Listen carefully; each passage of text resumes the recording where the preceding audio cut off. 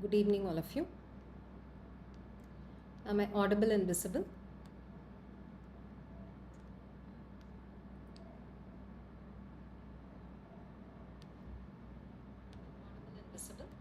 Yeah. So, if you're joining the session for the first time, this is Dr. Shanmugapriya, an academy educator for biochemistry.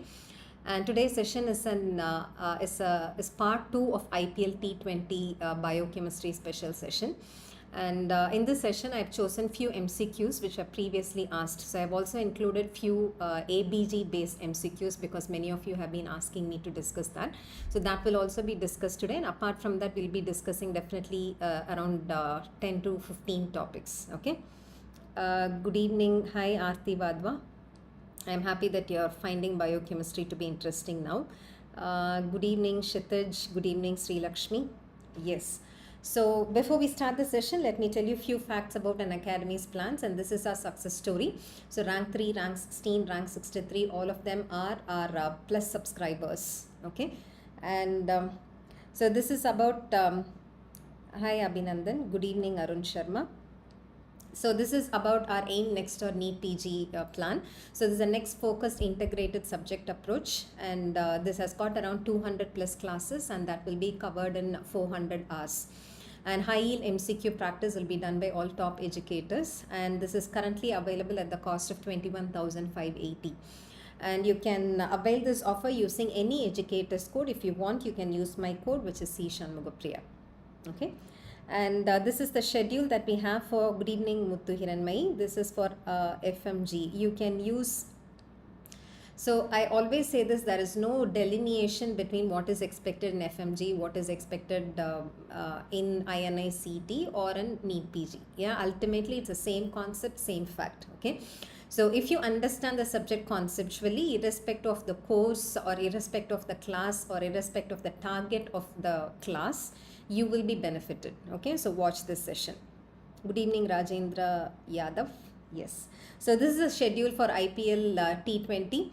So yesterday I conducted a session in biochemistry. Today is part 2 of biochemistry. This will be followed by Dr. Preeti Sharma, who will be conducting 2-day session on pathology and 2-day session on microbiology. That will be followed by Dr. Punit, who will be discussing OBG for 2 days, and Dr. Pritesh Singh will be discussing surgery for 2 days.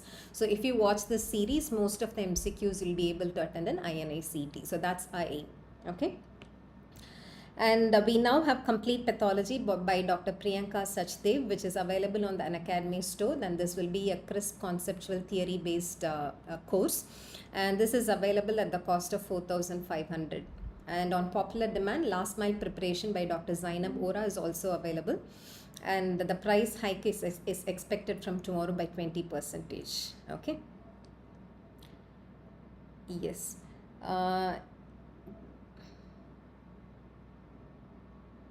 Scope for biochemistry, I've already done a YouTube session. Actually, I did 2 YouTube sessions on scope of biochemistry. You can watch that session, triple in. Okay, so but all that I can tell you now is you will not regret if you take biochemistry. There are so many opportunities for a medical biochemist. Okay, so can we start answering this?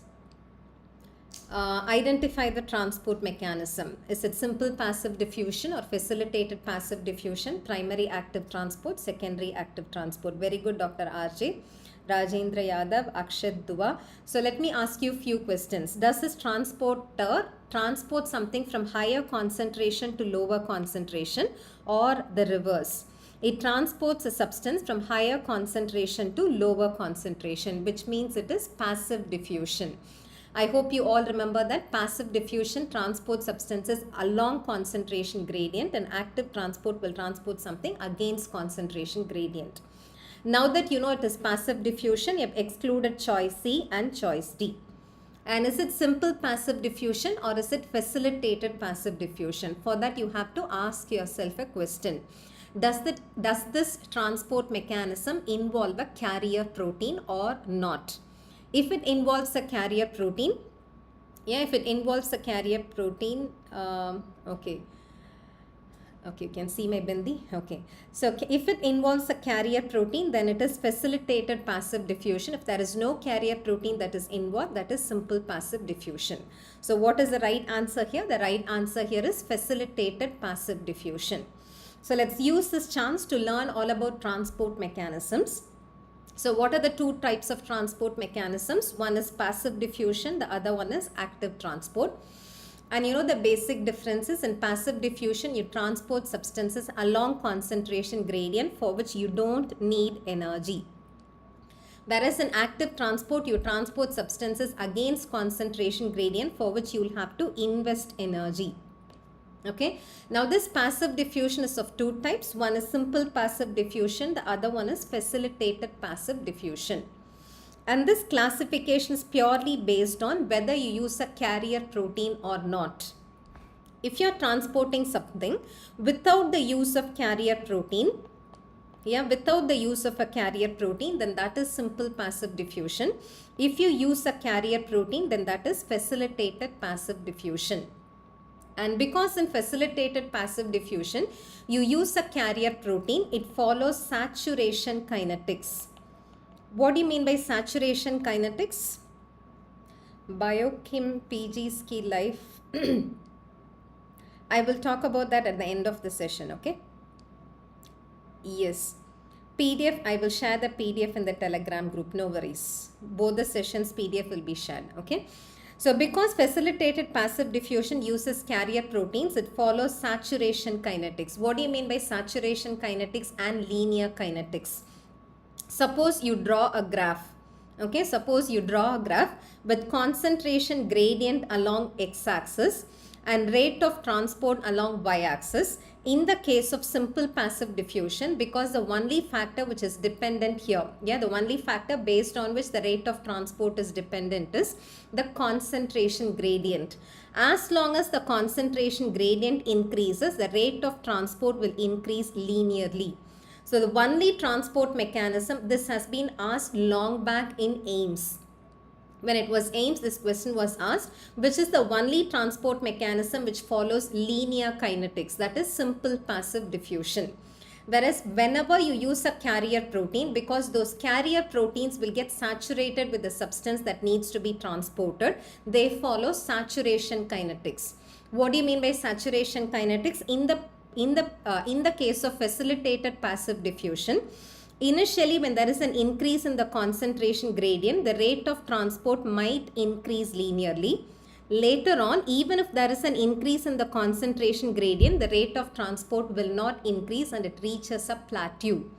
Do you understand this? So which is the only transport mechanism which follows linear kinetics? It is simple passive diffusion, whereas every other transport mechanism will follow saturation kinetics, because every other transport mechanism will involve one or the other carrier protein.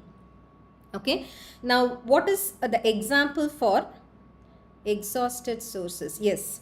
So what is the example for simple passive diffusion? Interestingly, you can classify simple passive diffusion as non-selective simple passive diffusion and selective simple passive diffusion. In non-selective simple passive diffusion, it is not selected in two ways. The part of the membrane across which the transport happens is not selected. Similarly, the substance that is getting transported is also not selected. To make it simple, anything which is lipid soluble can move across any part of the lipid bilayer. Don't we know that? Anything which is lipid soluble can move across any part of the lipid bilayer. To be very specific, carbon dioxide diffusion or urea diffusion. Have a look at this image. You know carbon dioxide and urea are highly lipid soluble. In that case, will you say taking this part of the membrane that this is the only part of the membrane across which carbon dioxide can be transported? No. Carbon dioxide can get transported across any part of the membrane. So the part of the membrane across which carbon dioxide diffusion happens is not selected. Similarly, taking this part of the membrane, will you say this part is devoted only for carbon dioxide diffusion? No, across this part of the membrane, anything which is lipid soluble can easily diffuse. So the substance which is getting transported is not selected. The part of the membrane across which the transport happens is also not selected. So carbon dioxide diffusion, urea diffusion will come under non-selective simple passive diffusion because you're not using any carrier protein here. So what is the example for selective simple passive diffusion? That will be ion channels. So let me ask you a few questions. Will you agree with me if I say ion channels belong to passive diffusion mechanism, all of you? Will you allow me to say that ion channels come under passive diffusion mechanism? Yes, because all these ion channels can move ions only from a region of higher concentration to a region of lower concentration. And will you allow me to call it as a simple passive diffusion? Yes, because here you're using the inherent properties of the membrane. You're not using any carrier protein here. You're using just the inherent property of a membrane. What is a membrane? Membrane is a sea of lipid which is studded with proteins. And some of these proteins act as ion channels. Ion channels are not carrier proteins. So ion channels come under which type of transport mechanism? Simple passive diffusion. Is it selective simple passive diffusion? Yes, it is selective simple passive diffusion because across a potassium channel, only a potassium ion can move.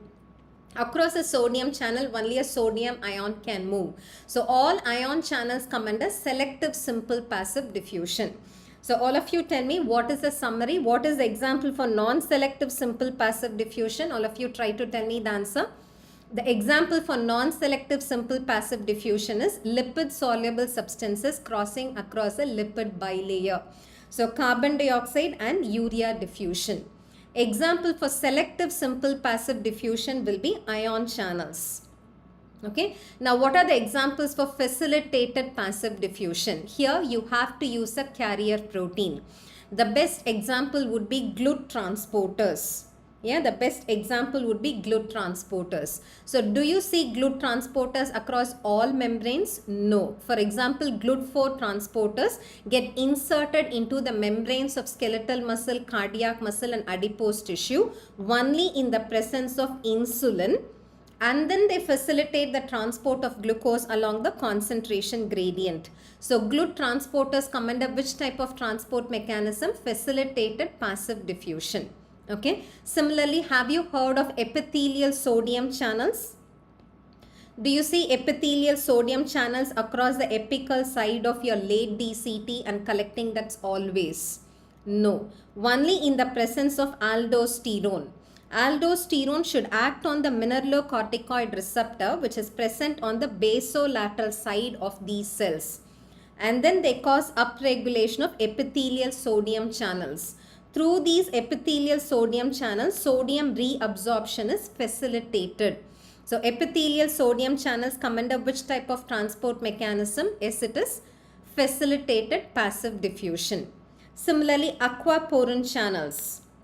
Yeah, aquaporin channels. You know, only after vasopressin acts on the V2 receptor, only after vasopressin acts on the V2 receptor, aquaporin 2 channels get upregulated along the apical side, through which water reabsorption is facilitated. So tell me what are the examples for facilitated passive diffusion? Please memorize it. GLUT transporters come under facilitated passive diffusion because they are not inherent properties of the membrane. You insert a carrier protein which facilitates a transport. So GLUT transporters, epithelial sodium channels, aquaporin 2 channels which get upregulated in the presence of vasopressin. So all these are examples of facilitated passive diffusion. Okay, good. Now about active transport. I said active transport uses energy to transport something against concentration gradient. And there are two types of active transport. One is primary active transport. The other one is secondary active transport. The simple basis on which you classify them this way is, in primary active transport, you use ATP directly.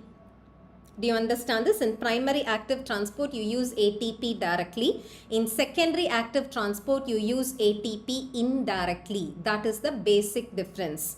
The best example for primary active transport is sodium-potassium ATPase pump. So tell me, what does a sodium-potassium ATPase pump do? You know already the extracellular fluid is rich in sodium, but this sodium potassium ATPase pumps sodium into the ECF wherein the concentration is already higher.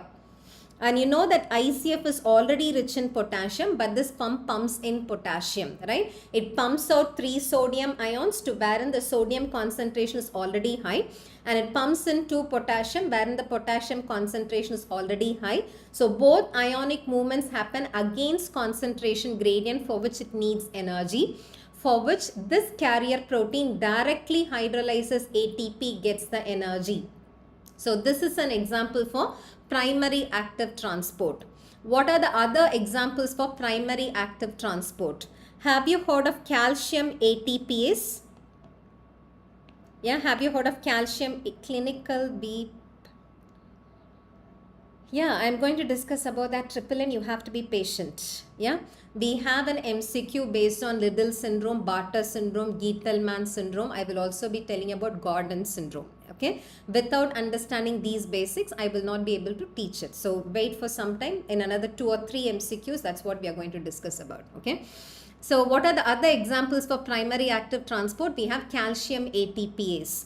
So what is the function of calcium ATPase? It is present along the membranes of sarcoplasmic reticulum, and sarcoplasmic reticulum is a storage house of calcium wherein the calcium concentration is already high.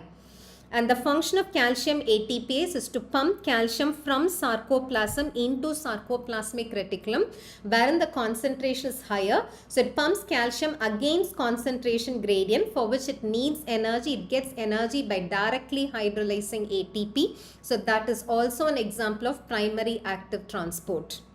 Similarly, H plus K plus ATPase, which is present in the parietal cells. You know, gastric parietal cells, they have to secrete acid into the gastric lumen. How does it secrete it? It secretes every mole of hydrogen ion into gastric lumen. Reciprocally, it takes in potassium into the parietal cells. And you know, already the intracellular fluid is rich in potassium. It is taking in potassium against concentration gradient. The gastric lumen is already acidic. It is giving hydrogen against concentration gradient. So the H plus K plus ATPase, which is responsible for hydrochloric acid secretion in the gastric parietal cells, that is also an example of primary active transport. Okay, so tell me, what are the examples of primary active transport? Starting from sodium potassium ATPase pump, calcium ATPase present in sarcoplasmic reticulum, H plus K plus ATPase which secretes acids into gastric lumen. Okay, now what are the examples of secondary active transport when you use ATP indirectly? Example will be all co-transporters and counter-transporters of sodium other than sodium potassium ATPase pump. For example, sodium glucose co-transporter 1 or sodium glucose co-transporter 2. Sodium amino acid co-transporter. Sodium bicarbonate co-transporter. Sodium H plus antiporter. So any co-transporter or counter-transporter of sodium other than sodium potassium ATPase pump will be included under which category? Secondary active transport. Why am I calling these as examples of secondary active transport? Let me explain that to you. So sodium glucose co-transporter 1, as I told you in the last class, is present along the apical side of enterocyte. Okay, and for this sodium glucose co-transporter 1 to be active, what should be active? Along the basolateral side, sodium potassium ATPase pump has to be active. Because what does this pump do? This pump pumps out sodium ions. Yeah, when it pumps out sodium ions, intracellular sodium concentration within the enterocyte will be kept low. Because of it, sodium ion movement will happen from the intestinal lumen into the enterocyte. And this movement of sodium is along concentration gradient, which liberates energy. That energy is used for moving glucose. So here glucose absorption is dependent on sodium absorption, and sodium absorption is dependent on sodium potassium ATPase pump, which uses ATP. So this pump also uses energy from ATP indirectly. That is why it's an example of secondary active transport. Do you all understand this? So what are the examples for primary active transport? Let's fill up this tabular column where I'm going to tell you about examples for all the transport mechanisms. So answer the question along with me. The first transport mechanism is, which is the example for non-selective simple passive diffusion? All of you answer. Yes, for fructose absorption. That's a good question, Yuri Gabriel. So I was telling you about glucose absorption along the apical side. Glucose absorption along the apical side is by sodium glucose cotransporter 1. Along the basolateral side, it is by GLUT2 transporter. What about fructose? For fructose, along the apical side, it is by GLUT5 transporter. Along the basolateral side, it is by GLUT2 transporter. Do you understand this? For glucose absorption, along the apical side, it is by secondary active transport. Along the basolateral side, it is by facilitated passive diffusion. For fructose absorption, both along the apical side and along the basolateral side, it is by facilitated passive diffusion. Very good, Yuri Gabriel. Any other doubts? Yeah.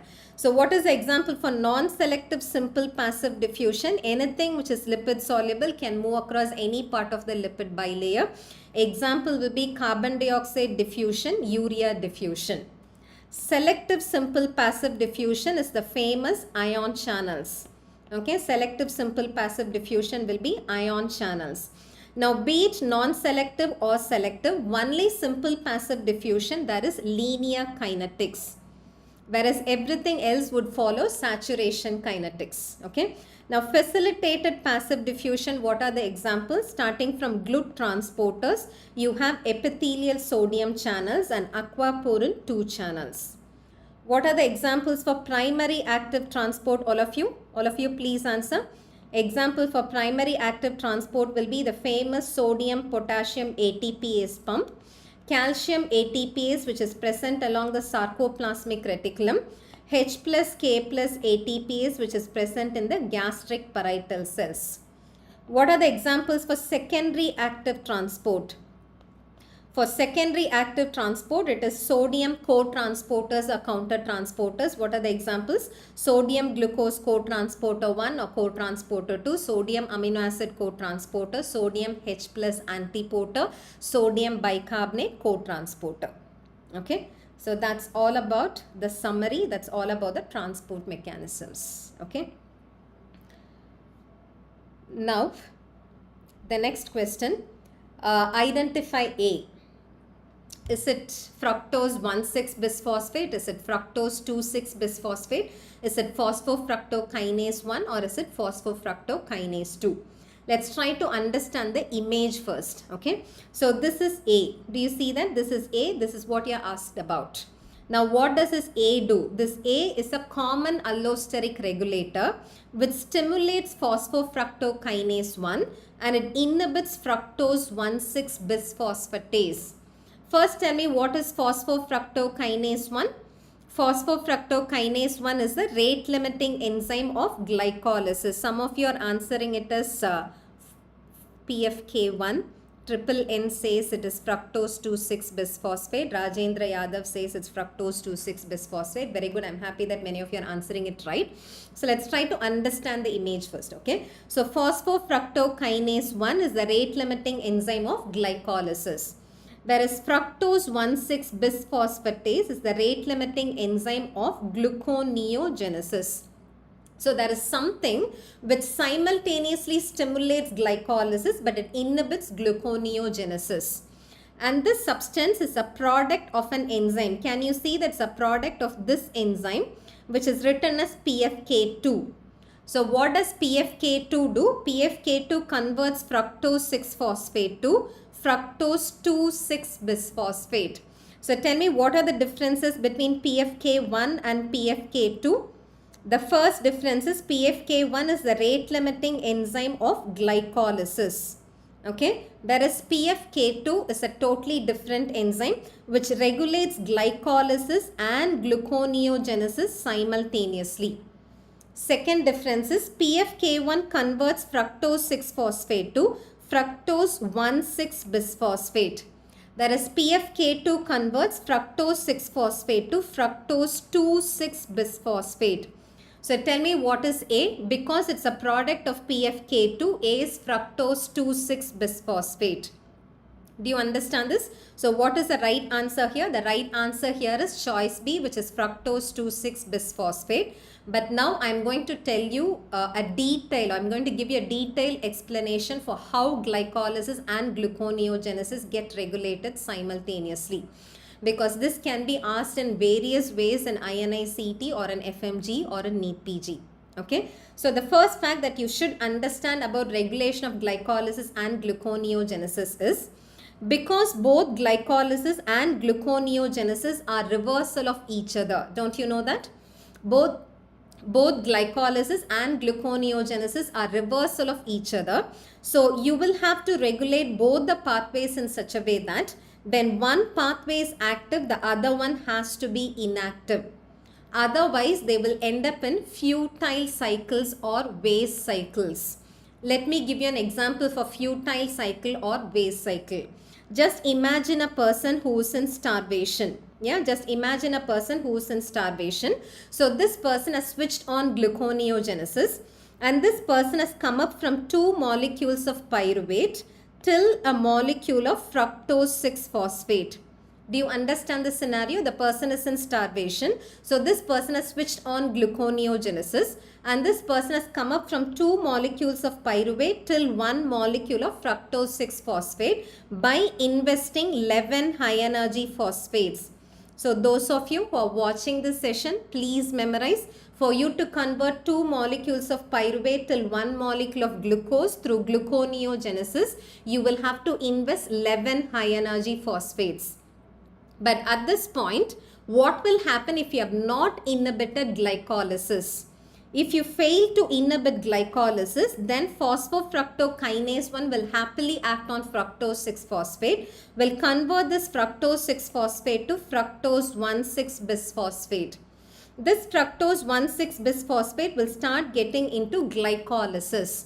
Don't you think it's a waste cycle? Why is it a waste cycle? The person has ended up using 11 high energy phosphates, but the person will not get what he or she wants. Okay, so to avoid this waste cycle or futile cycle, how should you regulate glycolysis and gluconeogenesis? You should regulate both the pathways in such a way that when one pathway is active, the other one has to be inactive and vice versa. How do you think such a regulation is possible? So now I'm going to tell you 4 facts. Okay, I want you to memorize these 4 facts. Then I will show you an image to tell you how it works. Please start memorizing. Such a regulation is possible only when there is a common allosteric regulator. That common allosteric regulator should be a stimulator of one pathway. It should be an inhibitor of the other pathway. What is that common allosteric regulator? That is fructose 2,6-bisphosphate. So tell me what is fact number 1, all of you. Fact number 1 is the common allosteric regulator which regulates glycolysis and gluconeogenesis simultaneously is fructose 2,6-bisphosphate. This fructose 2,6-bisphosphate is a stimulator of glycolysis. When I say it's a stimulator of glycolysis, I mean to say it stimulates phosphofructokinase 1. So what is statement number 2? Fact number 2 is fructose 2,6-bisphosphate is a stimulator of glycolysis or it's a stimulator of phosphofructokinase 1. When I say it's a stimulator of glycolysis, what is implied? It is implied that it is an inhibitor of gluconeogenesis. It inhibits fructose 1,6-bisphosphatase. So are you clear about these 2 statements? Triple N, please watch the session. Please understand the fact and concept. I'll try to highlight it. Okay. So what is the second statement? The second statement is fructose 2,6-bisphosphate is a stimulator of glycolysis. It's an inhibitor of gluconeogenesis. Okay, so every fact that is shown in this PDF is an essential fact. If I'm going to highlight it, every fact then I'll have to highlight. Okay, so I will try to highlight, but watch the session now.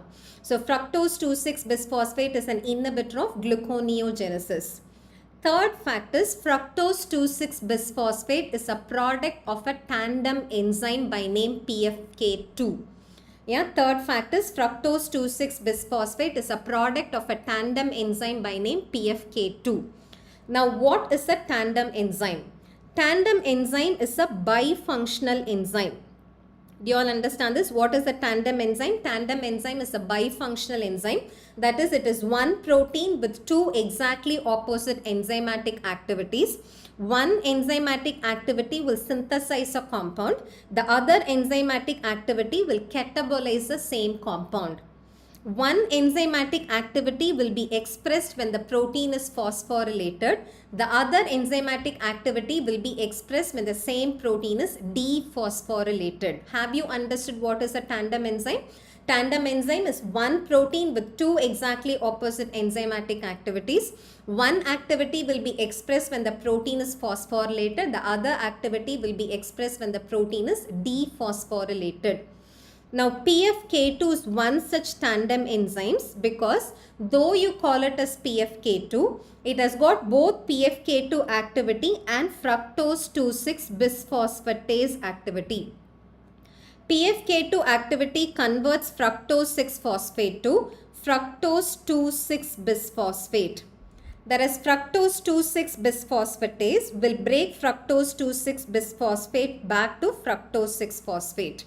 Do you all understand this? No, there is no other example for tandem enzyme. This is the only example for tandem enzyme which has got significance, which has got a clinical significance. Do you understand this? So PFK2 is one such tandem enzymes because PFK2 can convert fructose 6-phosphate to fructose 2,6-bisphosphate. It also has got fructose 2,6-bisphosphatase activity. The last fact is, the fourth fact is, when this tandem enzyme gets phosphorylated, when this tandem enzyme gets phosphorylated, it will act as fructose 2,6-bisphosphatase. When the tandem enzyme gets phosphorylated, it will act as fructose 2,6-bisphosphatase. So what is suppressed? PFK2 activity will be suppressed when it is phosphorylated. The reverse happens when the protein is dephosphorylated. When you dephosphorylate it, it will act as PFK2. So what is the last fact? The last fact is PFK2, when this tandem enzyme gets phosphorylated, it will act as fructose 2,6-bisphosphatase. So what is implied? When this protein gets dephosphorylated, it will act as PFK2. Okay? Yes. So whatever I have told you so far is in this image. So have a look at this image. What is the first fact I told you? The first fact which I told you is the common allosteric regulator. The common allosteric regulator which regulates glycolysis and gluconeogenesis is fructose 2,6-bisphosphate. And this fructose 2,6-bisphosphate is a stimulator of glycolysis. It's an inhibitor of gluconeogenesis. And this fructose 2,6-bisphosphate is a product of a tandem enzyme by name PFK2. Though you call it as PFK2, it has got both PFK2 activity and fructose 2,6-bisphosphatase activity. PFK2 activity converts fructose 6-phosphate to fructose 2,6-bisphosphate. Whereas fructose 2,6-bisphosphatase converts fructose 2,6-bisphosphate back to fructose 6-phosphate. Okay, when this tandem enzyme gets phosphorylated, do you see a kinase phosphorylating the tandem enzyme? And once phosphorylated, the tandem enzyme will act as fructose 2,6-bisphosphatase. Whereas when this tandem enzyme is dephosphorylated, it will act as PFK2. Okay, now tell me what happens. What? Phosphorylated may active hoga. Listen to this triple N, I will tell you this. So what happens when a person is in starvation? All of you answer this. What happens when a person is in starvation? When a person is in starvation, triple N, watch this, now you will understand it. When a person is in starvation, the blood glucose level decreases. When glucose level decreases, which hormone will be released into circulation? Glucagon will be released into circulation. This glucagon acts through GS receptor. Glucagon acts through GS receptor, wherein S stands for stimulating adenylyl cyclase. And this adenylyl cyclase produces cyclic AMP. This cyclic AMP activates protein kinase A. And this protein kinase A phosphorylates tandem enzyme. And once phosphorylated tandem enzyme will act as what? Once phosphorylated tandem enzyme will act as fructose 2,6 bisphosphatase. And this fructose 2,6 bisphosphatase will break down all the fructose 2,6 bisphosphate that is present. Do you understand this? Once this fructose 2,6 bisphosphatase activity is stimulated, all the fructose 2,6 bisphosphate will be catabolized. Now that there is no fructose 2,6 bisphosphate to stimulate glycolysis, glycolysis is terminated. Now that there is no fructose 2,6 bisphosphate to inhibit gluconeogenesis, gluconeogenesis is stimulated and what is produced? Glucose is produced. Yeah, what is produced? Glucose is produced. Isn't that what you want in starvation? This is what we want in starvation. Okay. So to summarize, I'm going to just tell you all the 4 facts that you should have in your memory. Okay. What are the 4 facts that I told you? All of you repeat it along with me. The first fact is the common allosteric regulator is fructose 2,6 bisphosphate. Okay. The common allosteric regulator is fructose 2,6 bisphosphate. What is the second fact? You won't forget it if you understand it, triple N. So the second fact is fructose 2,6 bisphosphate is a stimulator. Yeah, it's a stimulator of glycolysis. When I say it's a stimulator of glycolysis, it stimulates phosphofructokinase 1. So what is implied? It inhibits gluconeogenesis. It inhibits fructose 1,6 bisphosphatase. Third fact is fructose 2,6 bisphosphate is a product of a tandem enzyme by name PFK2. The last fact is when this tandem enzyme gets phosphorylated, all of you memorize it, when it gets phosphorylated, it will act as fructose 2,6 bisphosphatase. So what is implied? When it gets dephosphorylated, it will act as PFK2. So identify A here. A here is nothing but fructose 2,6 bisphosphate. Got it? It is fructose 2,6 bisphosphate. So this is, I would say, very frequently asked in INI-CET and in NEET PG. For that matter, even in FMGE. They often ask you questions related to electron transport chain inhibitors. So I want you to read the image and tell me what is A. What does A do here? Do you see that A is inhibiting a transporter?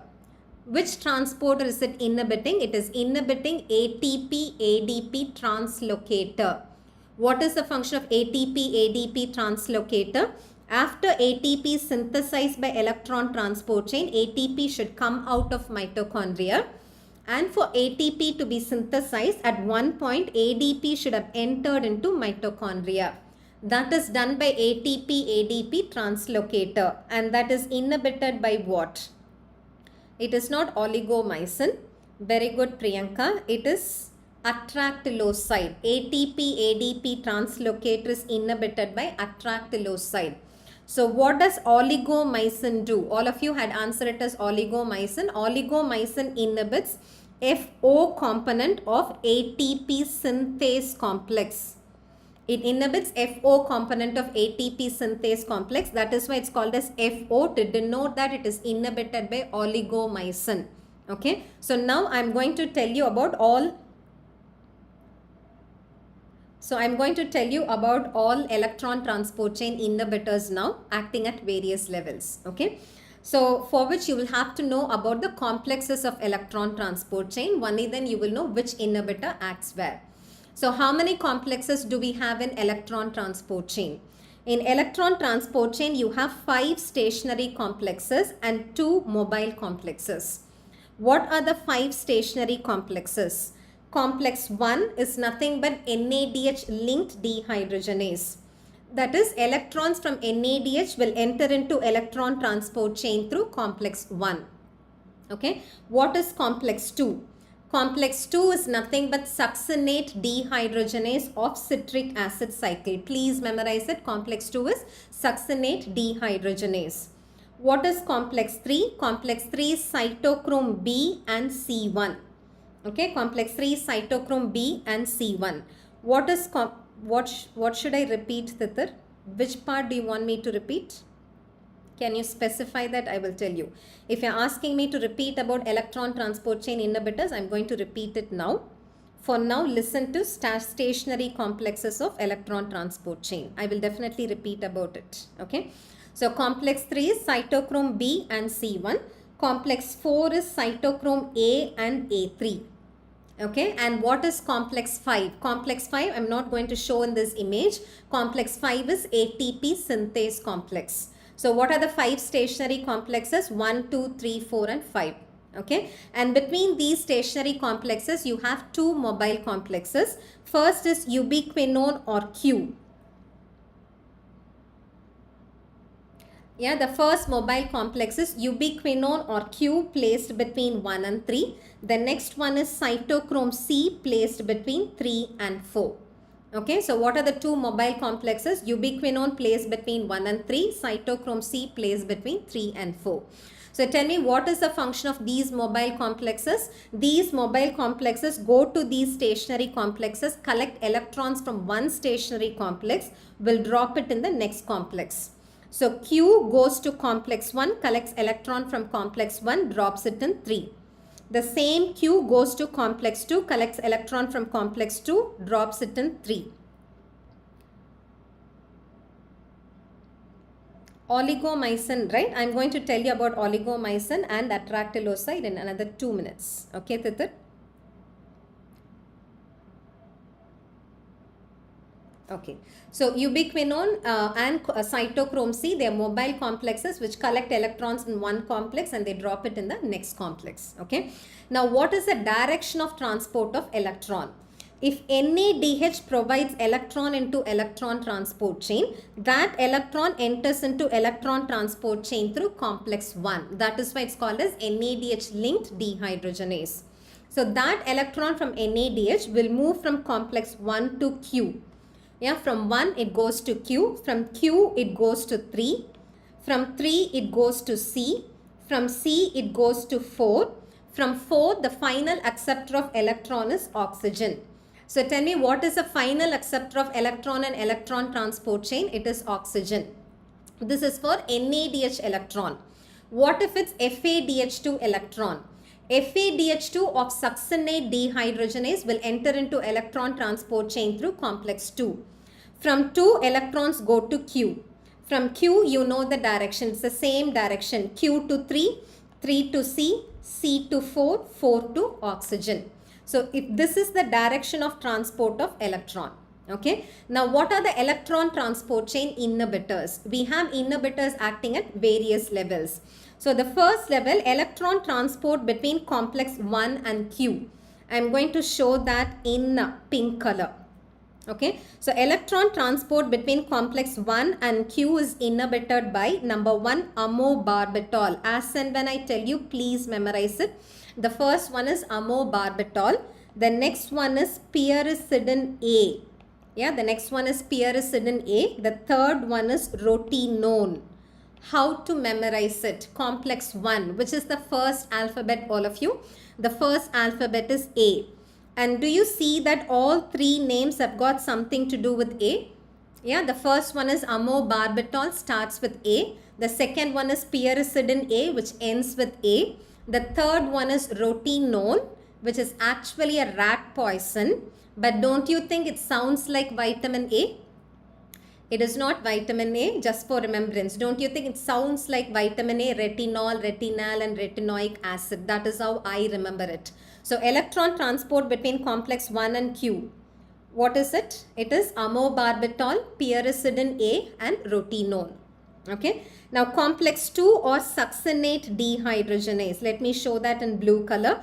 Complex 2 or succinate dehydrogenase is inhibited by malonate. Please memorize it. It is malonate. And electron transport between complex 2 and Q. Yeah, between complex 2 and Q is inhibited by TTFA and carboxyl. How do we remember it? Complex 2. 2 starts with which letter? T. 2 to Q is inhibited by TTFA and carboxyl. Okay. And electron transport between complex 3 and cytochrome C. between complex 3 and cytochrome C is inhibited by BAL and antimycin.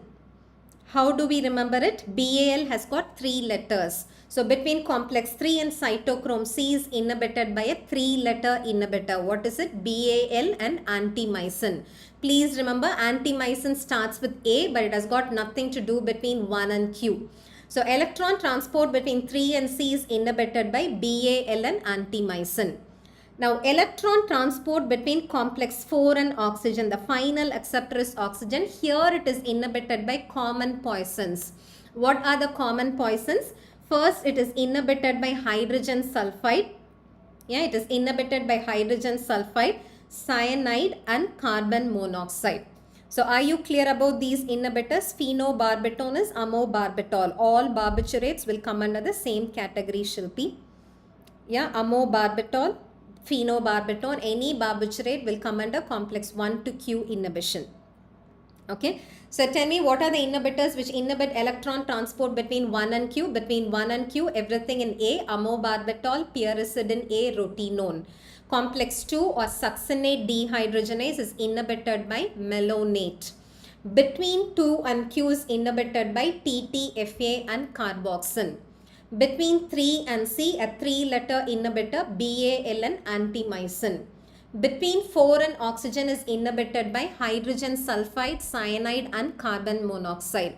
So this was asked previously. What do these inhibitors cause ultimately? What if you inhibit electron transport chain? They all cause something called as histotoxic hypoxia.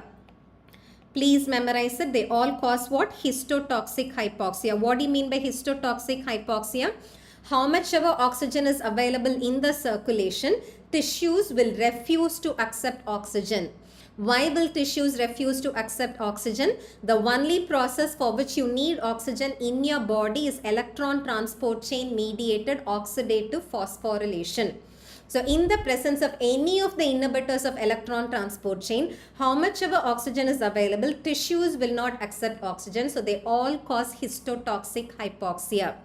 The only exception is carbon monoxide. Are you worried about carbon monoxide because it inhibits electron transport between complex 4 and oxygen? I am going to tell you about oligomycin in another minute. For now, tell me, how does carbon monoxide act? Are you worried about carbon monoxide because it inhibits electron transport between 4 and oxygen? No. You are worried about carbon monoxide because carbon monoxide has got very high affinity to Fe2 plus of hemoglobin and it displaces oxygen away. So it reduces the oxygen carrying capacity of hemoglobin. If oxygen carrying capacity of hemoglobin is reduced, that causes anemic hypoxia. Do you all understand this? So carbon monoxide causes anemic hypoxia, whereas all other electron transport chain inhibitors cause histotoxic hypoxia. Okay. Now about uncouplers. I know you're all interested in knowing about uncouplers, about oligomycin and about atractyloside, right? So let me tell you about uncouplers first and then I will tell you about oligomycin. So for you to understand how do uncouplers act, yes, I'm going to tell you about that, UB Gabriel. Okay, so for you to understand about how uncouplers act, you have to know what happens in electron transport chain. So along electron transport chain, when electrons get transported, actually you're moving these electrons from a complex of higher energy to a complex of lower energy. That liberates energy. So when electrons move from one complex to another along electron transport chain, energy gets liberated. That energy is used for pumping hydrogen ions from the matrix to just outside the inner mitochondrial membrane. So what I have drawn here as a green ring is nothing but inner mitochondrial membrane. And where do you have all these electron transport chain complexes? All these electron transport chain complexes are arranged along the inner side of inner mitochondrial membrane.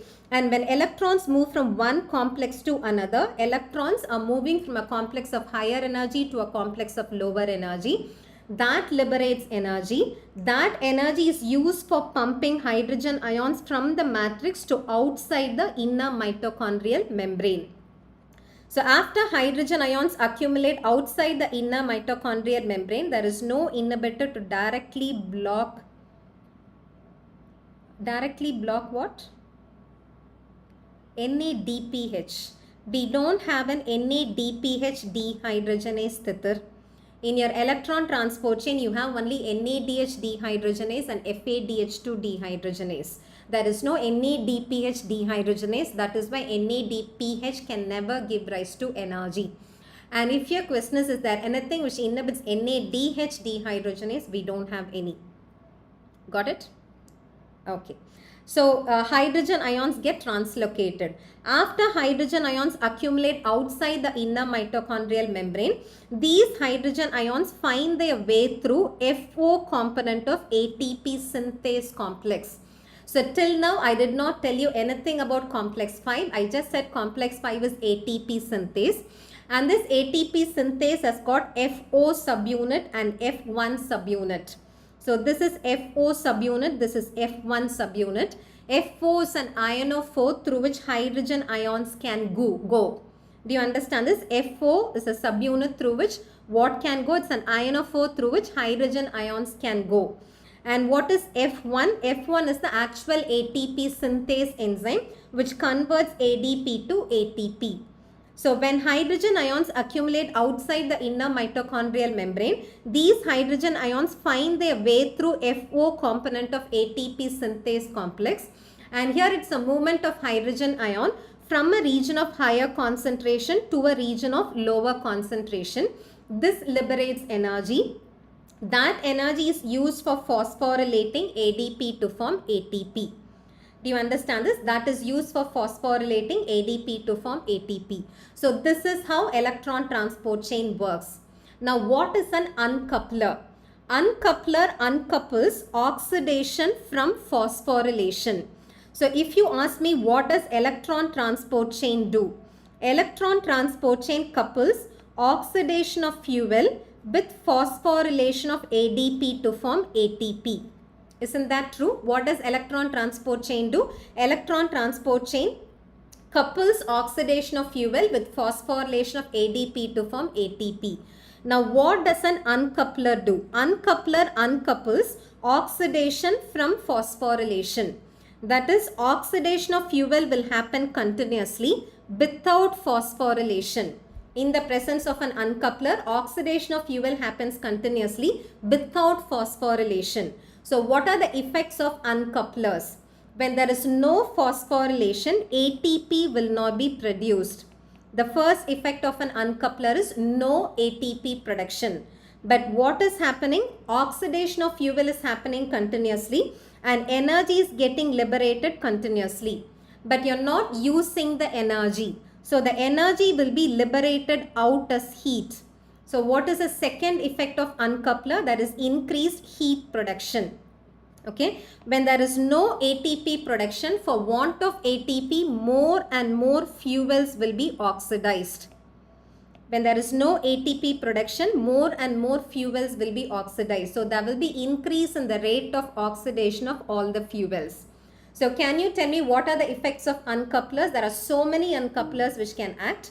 But ultimately, what do these uncouplers do? Uncouplers, there is no ATP production. There is increased heat production. For want of ATP, more and more fuels get oxidized. So there will be an increase in the rate of oxidation of all the fuels.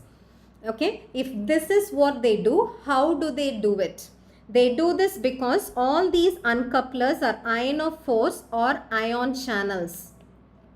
All these uncouplers are ionophores or ion channels through which hydrogen ions will bypass. Do you understand this? Through which hydrogen ions bypass. And because hydrogen ions do not go through FO component, ATP will not be produced. But even here, hydrogen ions move from a region of higher concentration to a region of lower concentration. So energy will be liberated out as heat. Do you all understand this?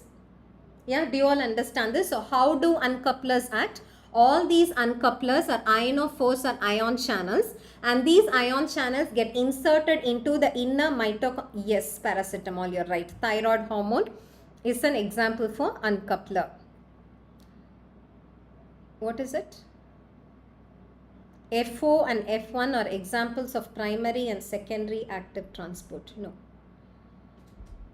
FO, it transports something along concentration gradient triple N. It moves hydrogen ion from a region of higher concentration to a region of lower concentration. Then what makes you say it's active transport?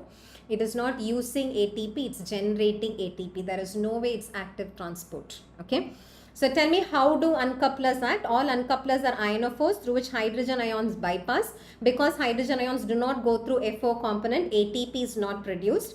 But because they move from higher concentration to lower concentration, energy will be liberated out as heat. Now, what are the examples of uncouplers? We have physiological uncouplers like thyroxine. Why do we always say thyroxine increases the basal metabolic rate?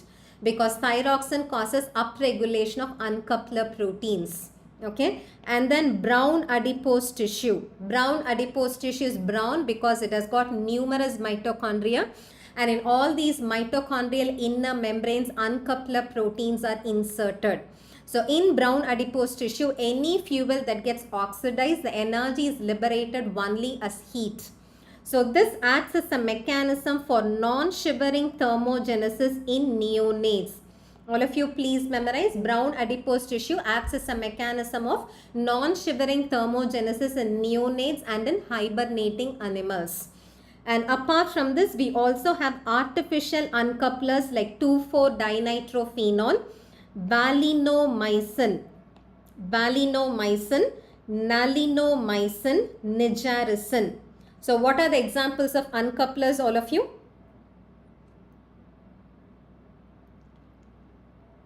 Yeah, what are the examples of uncouplers? Thyroxine is an example of physiological uncoupler, brown adipose tissue. And then what are the artificial uncouplers? 2,4-dinitrophenol, valinomycin, nalinomycin, nigericin.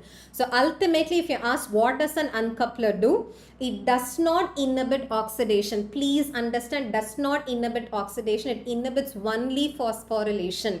And this was asked in one of the INI-CET papers, which I will discuss later. So uncouplers do not inhibit oxidation. Oxidation happens continuously. It inhibits only phosphorylation. Now, how does oligomycin act? Oligomycin acts by inhibiting the FO component of ATP synthase complex. So tell me, what are the effects when you inhibit FO component? Hydrogen ions do not find their way to get into the matrix. So what will not be produced? ATP will not be produced immediately. That is the immediate effect. But the later effect is, because hydrogen ions do not find their way to get into the matrix, when there is no hydrogen ion, electron transport will also be inhibited. When there is no electron transport, oxidation of fuel will also be terminated. So who was asking me about differences between oligomycin and an uncoupler? Yeah, there is a significant difference between oligomycin and uncoupler. What is the difference? Uncoupler inhibits only phosphorylation, but what happens? Oxidation happens continuously. Whereas oligomycin inhibits both phosphorylation and oxidation. Okay, it inhibits both phosphorylation and oxidation. The second difference is mechanism. How does oligomycin act? Oligomycin acts by inhibiting FO component of ATP synthase complex. And how do uncouplers act? Uncouplers are ionophores which get inserted into the inner mitochondrial membrane. Okay, so have I answered all your questions? Titir, is that clear? Titir, please don't mind about any other disturbances. Just watch the session. Yeah. So tell me, what is the right answer here? ATP ADP translocator is inhibited by attractylose site.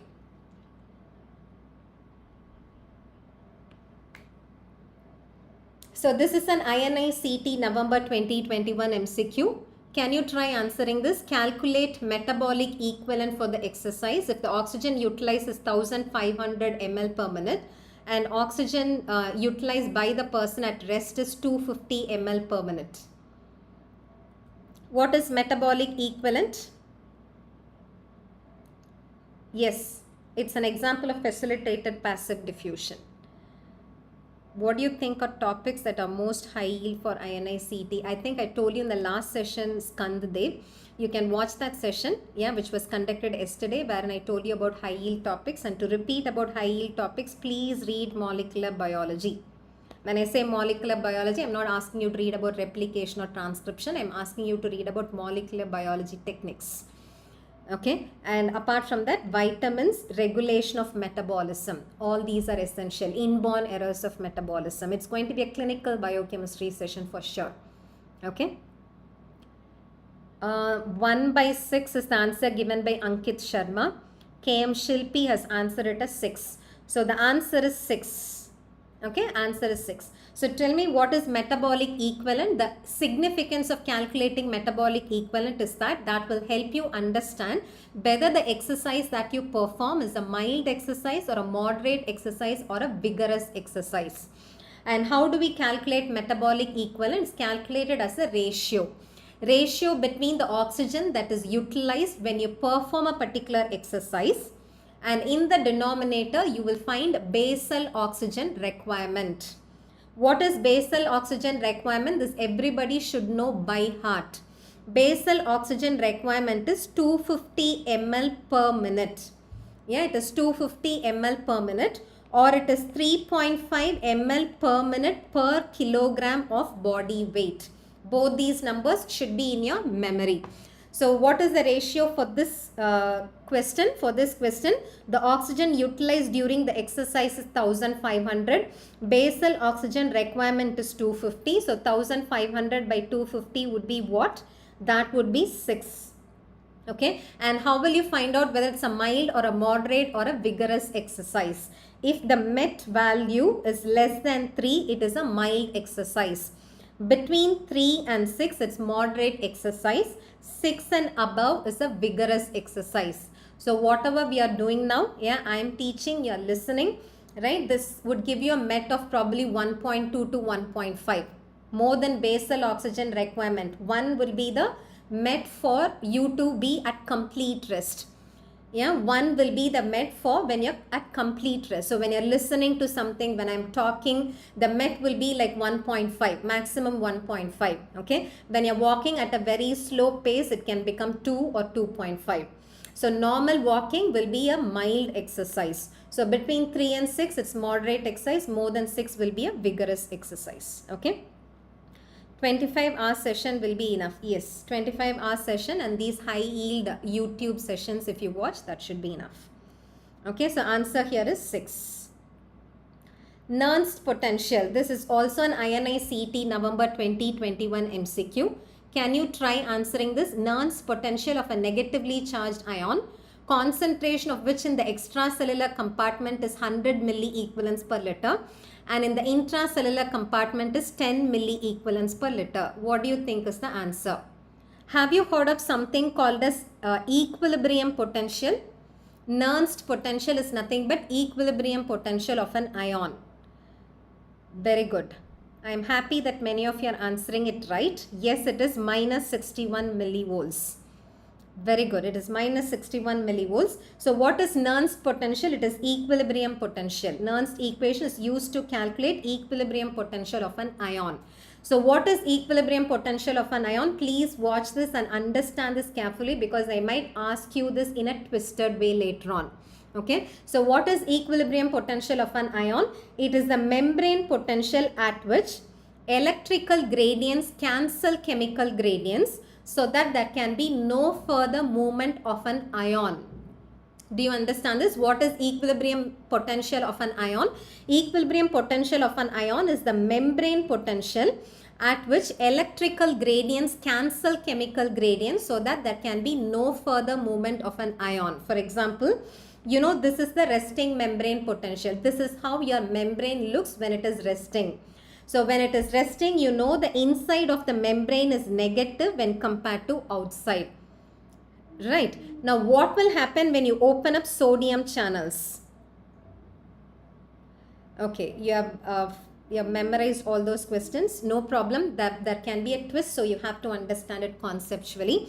So tell me what will happen when you open up sodium channels. Where is the sodium concentration higher? Sodium concentration is higher outside. So the moment you open up sodium channels, all sodium ions will try to get into the cell. And this is because of concentration gradient. And this ionic movement because of concentration gradient will also be welcomed by the electrical gradient, because inside is negative. But as sodium ions start getting into the cell, the inside becomes slowly positive. So at one point the inside becomes positive enough to not allow any further sodium entry. So at that point the membrane potential, which cancels chemical gradient so that there can be no further movement of an ion, is called as equilibrium potential of an ion. For example, equilibrium potential of sodium, which is calculated using Nernst equation, is plus 60 millivolt. What does it mean when I say it's plus 60 millivolt? Resting membrane potential of a nerve is minus 70 millivolt. So when you open sodium channels at a resting membrane potential of minus 70 millivolt, sodium ions will start getting into the neuron. But once the membrane potential becomes plus 60 millivolt, no further movement of sodium ion is possible, in spite of there being a concentration gradient. Do you understand this? So what is membrane potential? No, what is equilibrium potential of an ion? Equilibrium potential of an ion is the membrane potential at which electrical gradients cancel chemical gradients so that there can be no further movement of an ion. So whatever I told you now is for sodium, and for this I've told you few numbers. Please memorize it. I said resting membrane potential of a nerve is minus 70 millivolt. Equilibrium potential of sodium in a nerve is plus 60 millivolt. That is, when you open sodium channels, sodium ions will continue moving into the nerve until the membrane potential of the nerve is plus 60 millivolt. Now what if you open up chloride channels? All of you answer.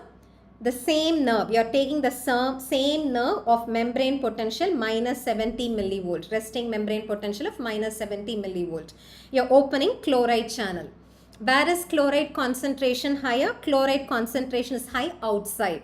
So because of this concentration gradient, chloride ions will start getting into the nerve. Okay, and this ionic movement of chloride, because of concentration gradient, will be repelled by the negative charges which are already present within the nerve. Okay, which are already present within the nerve. So if you are asked, resting membrane is impermeable to which ion? What will be your answer?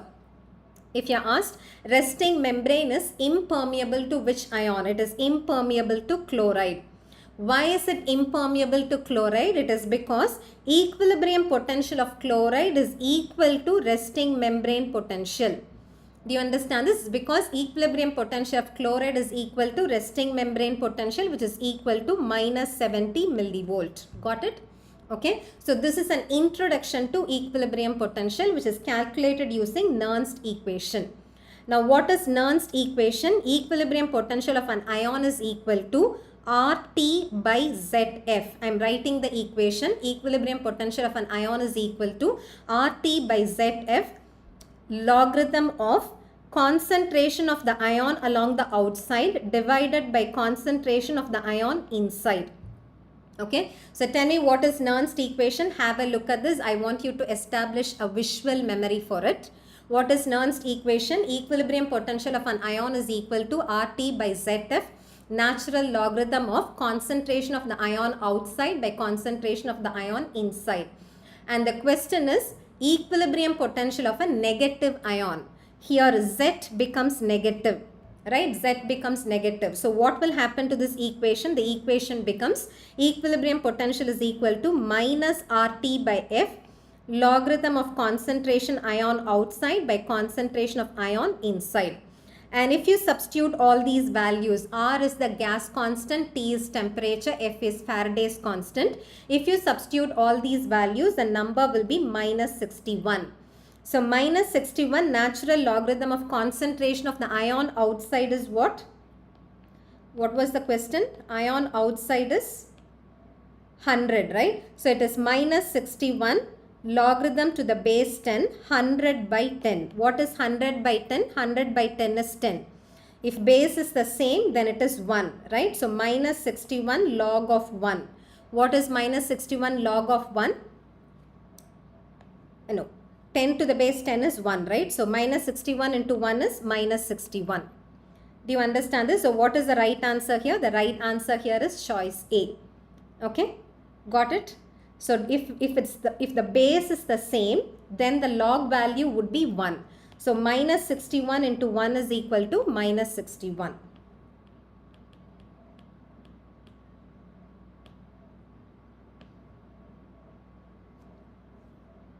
Maximum energy expenditure is observed for assimilation of which of the following?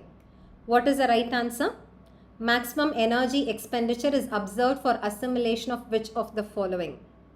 It is proteins. Positive ion, yes. Yes, triple N, you're right. If it's a positive ion like sodium, I said it is plus 60 millivolt. A negative ion like chloride, I said it is minus 70 millivolt. So for positive ion, equilibrium potential will be positive. For a negative ion, equilibrium potential will be negative. Yes.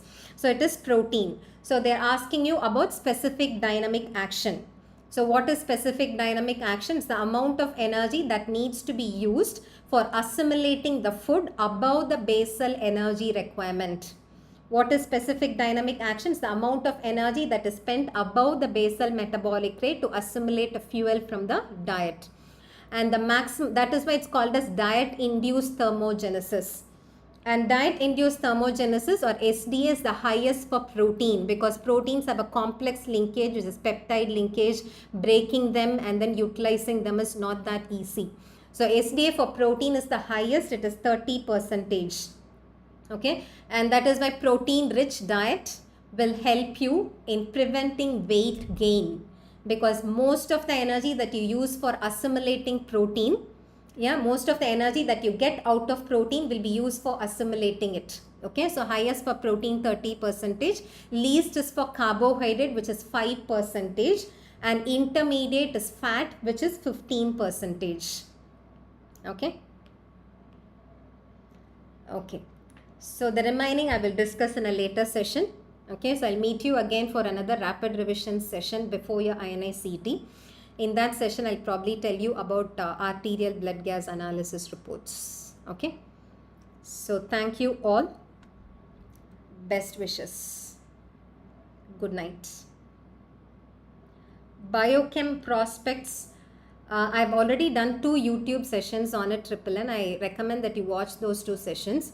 But apart from that, if you take up biochemistry, the advantage of taking biochemistry among all preclinical subjects is that there will be lab exposure. So you will not be away completely from clinics. You will have that feel of being in touch with the patient. Okay, and the prospects are many, because if you have taken biochemistry, you have choices of getting into a medical college, becoming a professor, or you can get into a lab, or you can do both. So what generally people do is they get attached to a medical college, and it's a fixed time between 10 and 4 or 9 and 4 or 9 and 5, and after that you can get attached to a private lab. So private lab practice is possible. Okay, and apart from that, there is also you have multiple options in research and development. So I don't know if you all know me. I'm heading the research and development division of Kriya Medical Technologies, wherein I design and develop kits. So there are so many pharmaceutical companies, there are so many in vitro diagnostics companies who are looking for MD biochemists. Okay, so that is an option there. And we also have aerospace medicine. Yeah, aerospace medicine, wherein there is a huge demand for MD biochemists.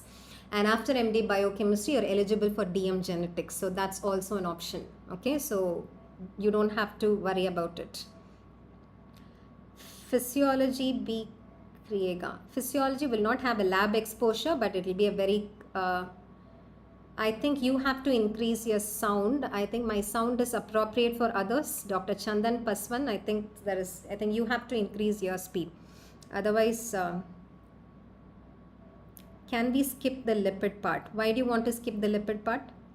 Lipid is actually an interesting part of biochemistry. Probably in one of the sessions, I'll help you understand lipid part. Okay, but you cannot skip lipids because they ask you many questions on glycosphingolipidosis. Right? Have you seen MCQs on Gaucher's disease, Niemann-Pick Tay-Sachs, GM2 gangliosidosis?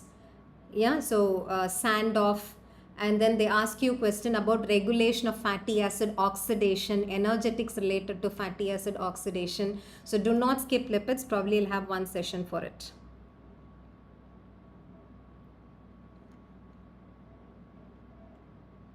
Biochem, if you want rest, you can rest triple N. But if you're going to rest when you do your PG, then your future will not be that bright. So when I say there are so many prospects for biochemistry, all these prospects will not just take you up just because you have done your MD in biochemistry. They check for competencies, they check for your abilities, they check for the techniques that you have trained yourself in. So only when you put in hard work, when you do your PG, then people will be behind you. Otherwise, you will have to be behind people. So taking rest or being active is not dependent on the course which you take. It is dependent on the individual. I would say do not rest when you do your PG. Okay? Yeah. Thank you all. Good night.